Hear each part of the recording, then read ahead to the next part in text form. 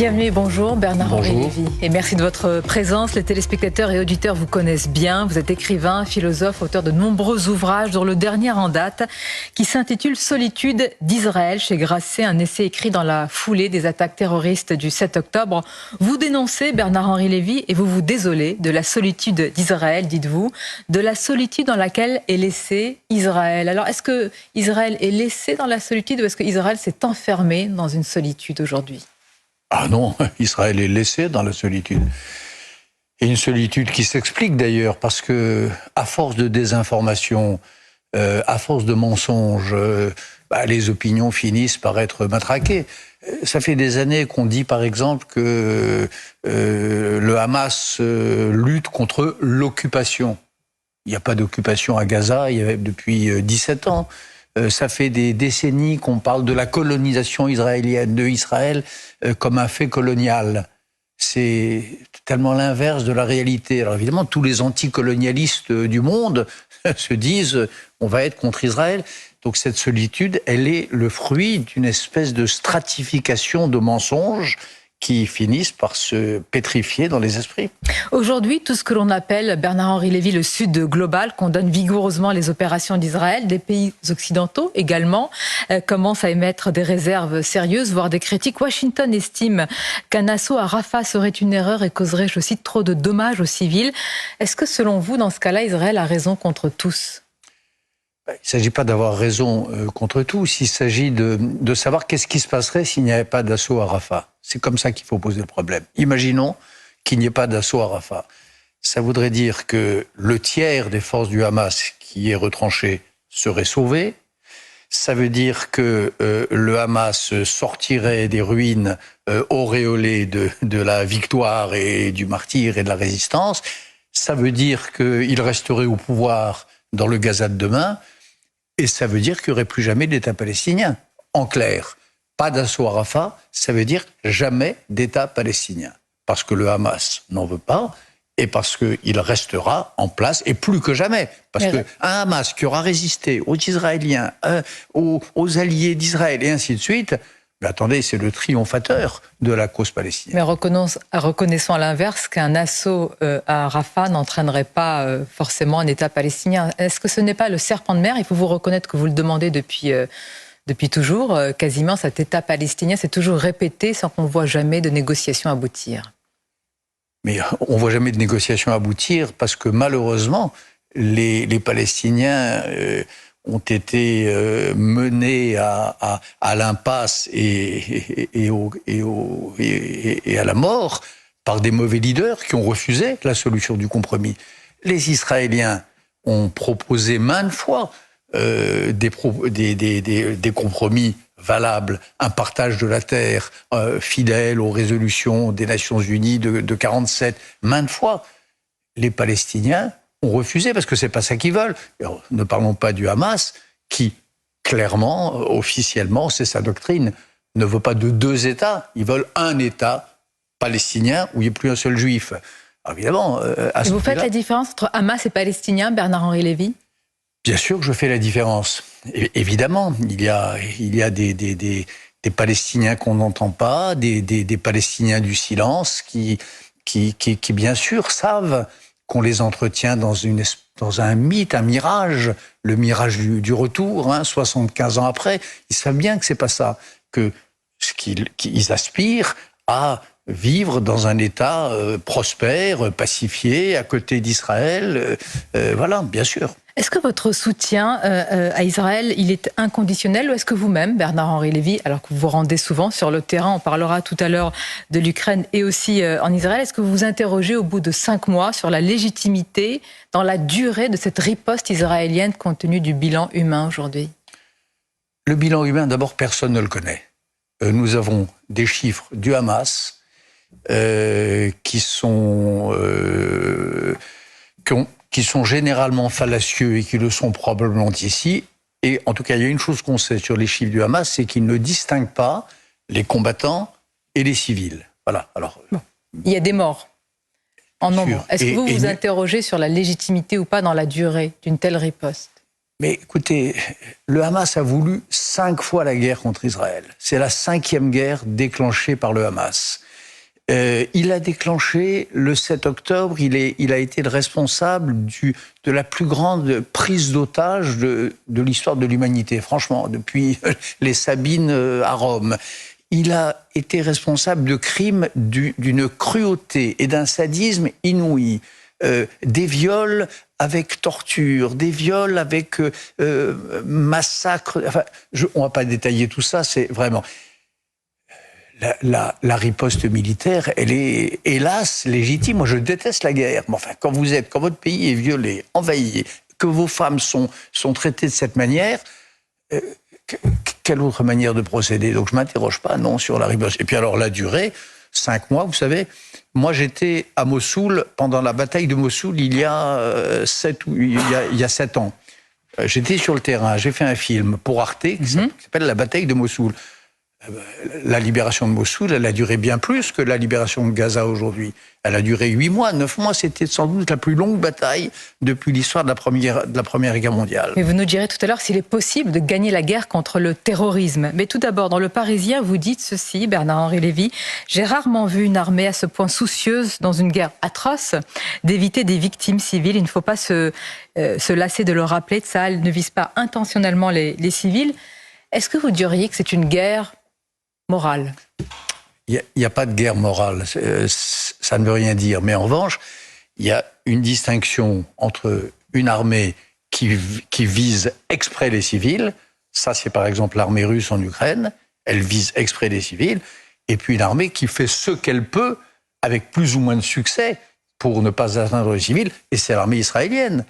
L'armée israélienne déploie des efforts considérable dans cette situation immonde qui est une situation de guerre, dans cette situation incroyablement complexe qui est la guerre hybride à l'intérieur d'une ville surpeuplée pour faire le moins de victimes civiles possible. Vous savez, je parlais l'autre jour avec un grand général américain, général Petraeus, qui connaît bien tout ça, qui était en Afghanistan, etc.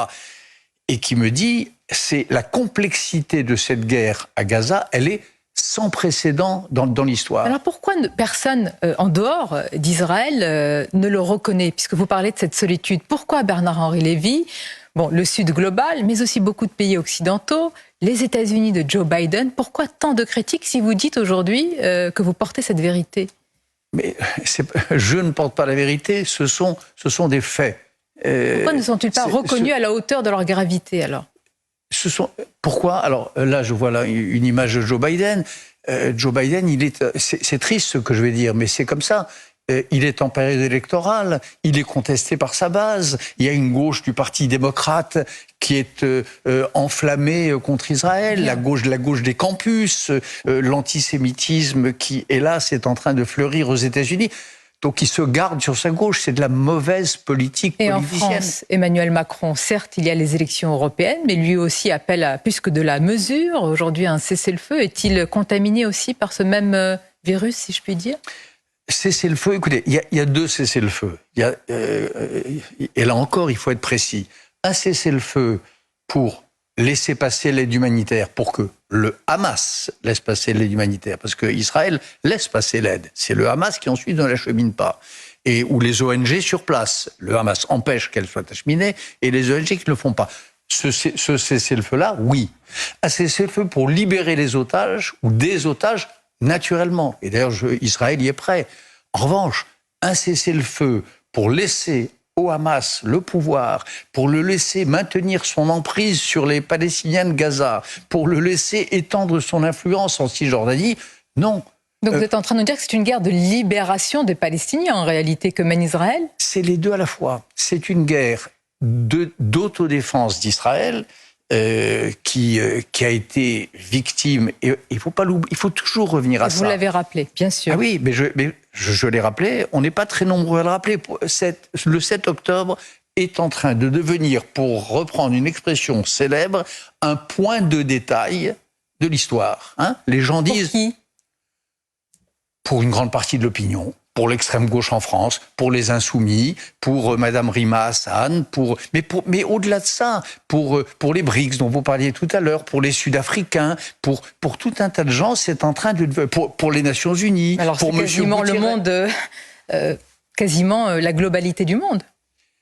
Il y a une grande partie du monde qui, à force de oui mais, à force de contextualisation, à force de diabolisation d'Israël, a fini par dire « Ok, ce qui s'est passé le 7 octobre est atroce », mais c'est un détail dans l'océan de souffrance des Palestiniens avant et l'océan de souffrance des Palestiniens après. Alors, question directe, Bernard-Henri Lévy, l'océan de souffrance avant, est-ce qu'il y a aussi une trame territoriale, un aspect territorial dans ce conflit aujourd'hui? Est-ce que Gaza, ça n'a pas commencé le 7 octobre? Mais Gaza, non. Gaza, il n'y a pas de trame territoriale. Et la Cisjordanie? Il n'y avait pas un juif à Gaza depuis 17 ans.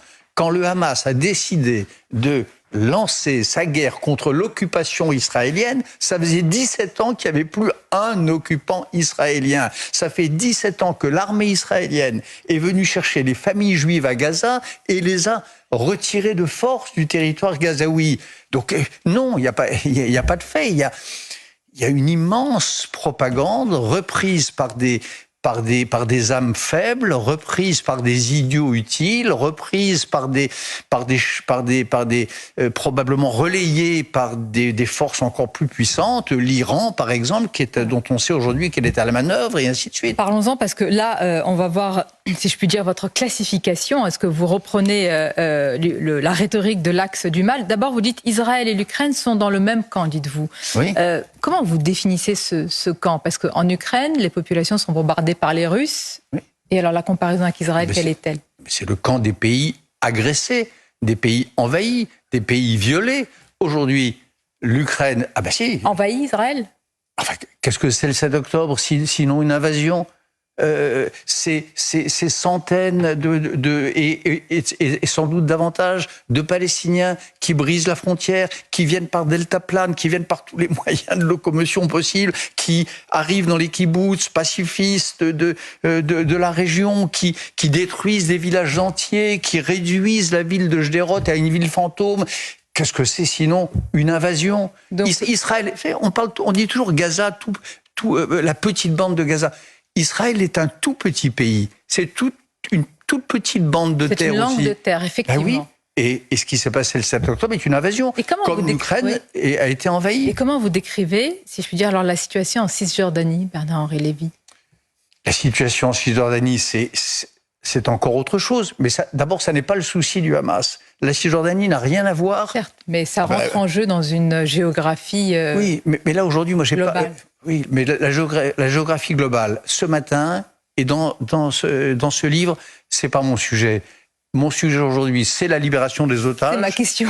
Oui, c'est la libération des otages, c'est l'arrêt de cette guerre, et c'est la destruction du Hamas. C'est ça le sujet. J'entends, mais certains disent qu'en Cisjordanie, quand même, c'est une occupation avec des méthodes extrêmement brutales et radicales. C'est pour ça que je vous pose la question dans une globalité qui s'entend. D'abord, c'est pas tout à fait une occupation. C'est un régime beaucoup plus complexe. Il y a une autorité palestinienne corrompue au-dessous de tout, mais enfin qui en principe est en charge du territoire, qui est en charge de sa sécurité, qui est en charge de sa prospérité. Donc c'est pas une occupation.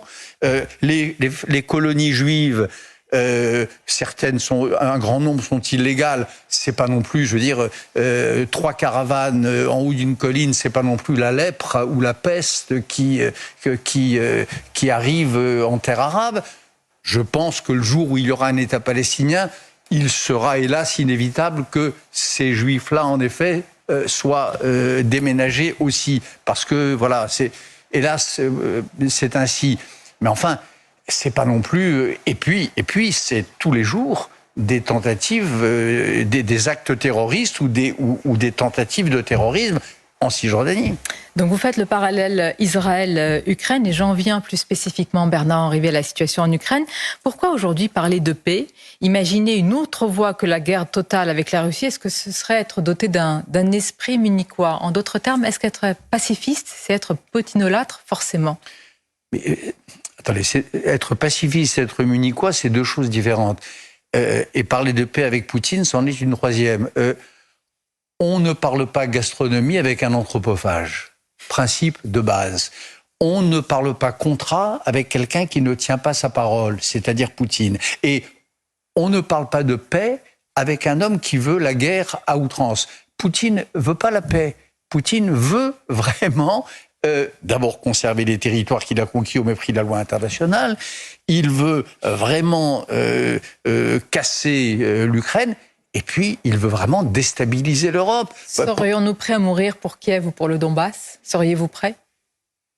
Prêts à mourir, écoutez, comme un très grand nombre de vos consoeurs et de vos confrères, vous êtes sur le terrain. J'ai été sur le front, j'ai été en première ligne, j'en ai tiré des films pour Canal+, pour France Télévisions, pour Arte. Voilà, j'ai été prêt en tout cas à prendre ce risque-là, parce que je pense, oui, qu'il y a des valeurs, qu'il y a une idée du monde qui mérite qu'on les défende, pas seulement sur les plateaux de télévision. J'ai fait ça toute ma vie. Toute ma vie, que ça soit... Et même vos détracteurs le reconnaissent volontiers. J'ai défendu les musulmans de Bosnie, j'ai défendu les centaines de milliers de Syriens massacrés par Bachar el-Assad sans que nos insoumis français ne s'en émeuvent et sans que l'on voit dans les rues de Paris des manifestations criant « Free Syria » et ainsi de suite. Voilà, oui, pour moi, tout ça, c'est extrêmement important. Et il y a solitude d'Israël, et puis il y a la solitude des peuples, il y a aussi, au-delà. Et c'est ce que vous décrivez dans ce livre, je dirais, de combat, en tous les cas, vos combats. Et de réflexion, parce que j'essaie de revenir aussi aux sources de ce conflit. Exactement. Merci Bernard-Henri Lévy. C'est donc aux éditions Grasset, et je vous dis à bientôt et bonne journée.